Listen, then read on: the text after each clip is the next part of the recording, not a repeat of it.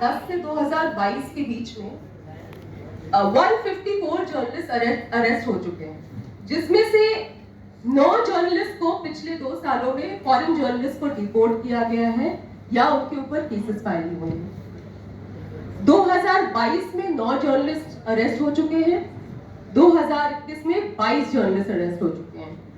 इसमें से कई लोगों की फोटोएं आप यहाँ देखेंगे। आज सुबह ही मैं क्योंकि यहाँ आ रही थी तो मैं रुपेश की फोटो वहां लगी हुई है। रुपेश को जुलाई में अरेस्ट किया गया था, 3 महीने हो गए हैं और आज उनकी वाइफ इप्सा, क्योंकि वो स्कूल में पढ़ाती है, उनका बच्चा क्लास 4 में है और वो लगातार उनको दूसरे शहर में मिलने जाना होता है रुपेश से, तो उनको अपनी परेशानियां जिसको अभी मैं बताऊंगी। मगर रुपेश को 3 हफ्ते तक 6x8 के कमरे में रखा गया। उनके ऊपर NIA का केस भी है, UAPA का भी केस है और 13 और केसेस हैं। और इप्सा, क्योंकि उनको बार बार जाके वो करना पड़ता है, वो स्कूल में टीचर है तो उनको स्कूल में लगातार छुट्टी नहीं मिल सकती है, तो अब उनको ये भी हालत हो रही है कि हो सकता है उनकी स्कूल की नौकरी छूट जाए। मैं आपको इसलिए बता रही हूँ कि क्योंकि ऑफन जो लोग काम करते हैं वो तो कर ही रहे हैं, मगर जब एक बार वो अरेस्ट होते हैं, जैसे कि नरगिस ने बताया और बहुत लोगों ने यहाँ पे बताया, जब एक बार वो अरेस्ट हो जाते हैं तो उनके घर वालों को भी क्या झेलना पड़ता है, ये बहुत जरूरी है ध्यान में रखना। उसके अलावा मैं कुछ लोगों के नाम आपको याद दिलाना चाहूंगी, इसलिए भी क्योंकि हम इतने डिसेंसिटाइज हो चुके हैं, हमारे बीच में अरेस्ट होना, केस होना इतना नॉर्मलाइज हो चुका है कि हम अक्सर भूल जाते हैं।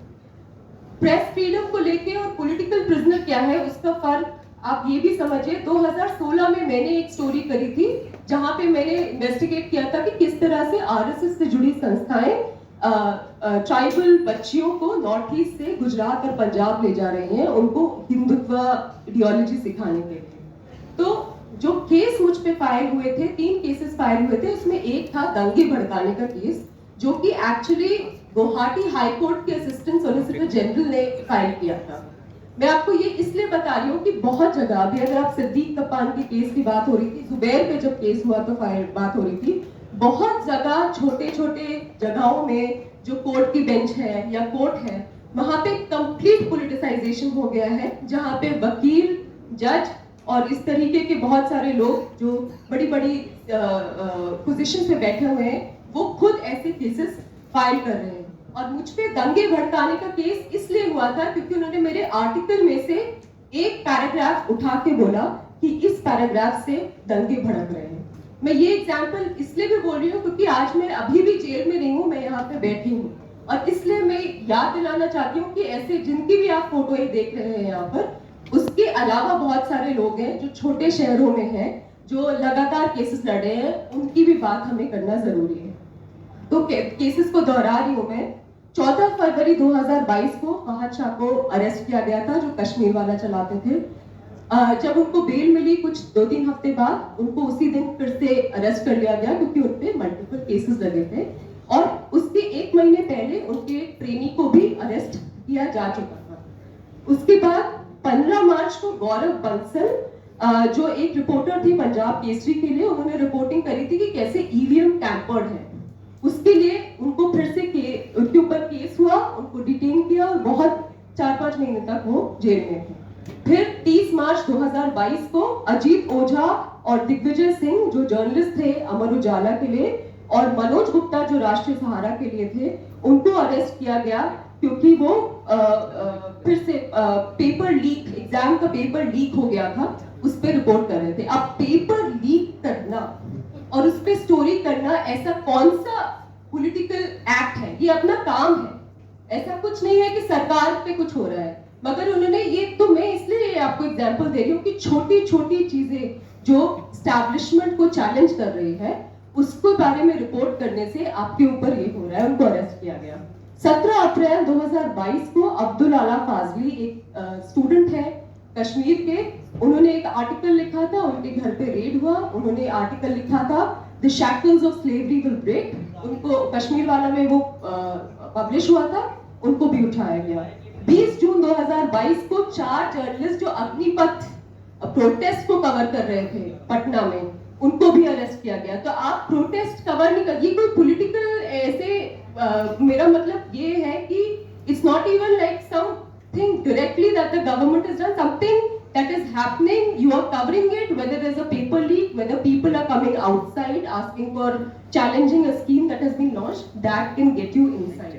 So I'm not even talking about कि आपको बहुत आपको जो है UAPA लगाया है या आप पे NIA लगाया है, इन ये केसेस सालों सालों चल रहे हैं और लोग उसको लड़ रहे हैं, और न्यूज ऑर्गेनाइजेशंस क्योंकि वो कहते हैं अरे ये तो जर्नलिस्ट नहीं है क्योंकि ये साइड में कुछ कर रहे हैं, तो वो भी अपना हाथ खींच लेते हैं और ये केसेस से हम पीछे हट जाते हैं और क्रिमिनल केसेस चलते रहते हैं। क्रिमिनल केसेस इसलिए फाइल किए जाते हैं, आप सभी जानते हैं, क्योंकि वो ज्यादा टाइम तक चलते हैं।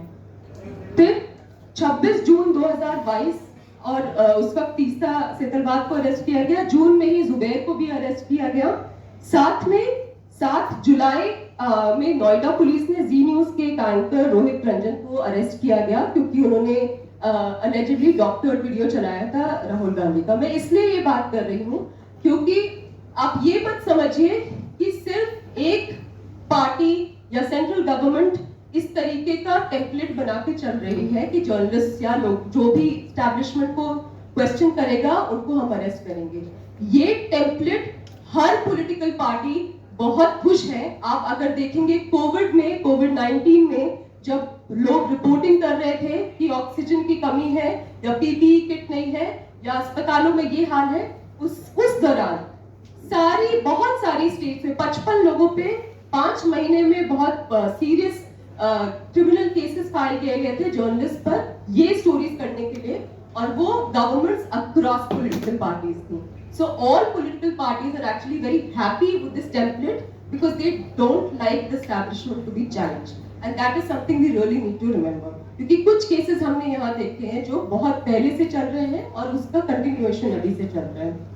मैं ये नहीं कि इसका मतलब ये नहीं है कि अभी की पार्टी ऐसा नहीं कर रही है, but please remember that no political party has actually showed any will to make sure that this does not repeat itself.